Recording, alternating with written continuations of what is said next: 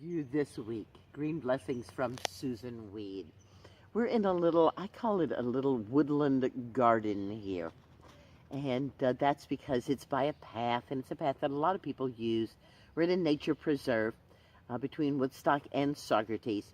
And it's been used for a long, long time because we're right on the Hudson River. You can see the river right back out there. So we're going to see some plants that you wouldn't normally see in a forest setting that you'd be more likely to see in a garden setting, such as these little blue flowers. They're called stars of Holland. They're really great little flowers to plant, and they've just naturalized here. Somebody probably planted these. Could have easily, in this area, could have been a century or more ago that these were planted. And another garden plant mingled right in among it, our friend, the little star lady chickweed. Here she is with her little stars just starting to come into flower.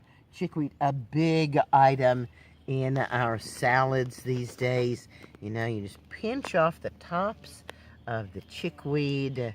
Get a lot of good eating there for your salad. It's a really nice, bland green. The leaves, the stalks, and the flowers are all perfectly good to eat in your salads. Or make a tincture of it.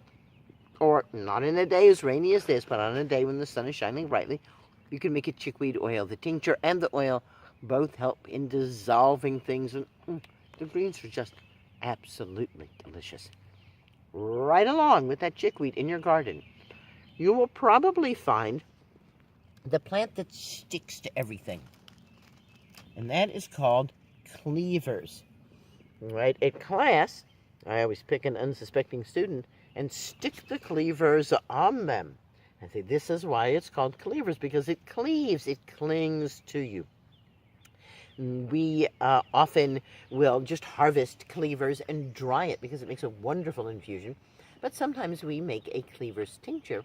And this year we also made a cleavers vinegar. So we'll get back to you on what that cleavers vinegar is like. Cleavers is a lymphatic mover. It helps to move fluid through the lymphatic system.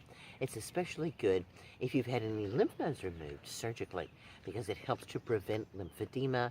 And you can just be taken as a regular tonic to the lymph system, or it can be taken at the point where you're starting to think there's some problem. Green blessings are everywhere, aren't they?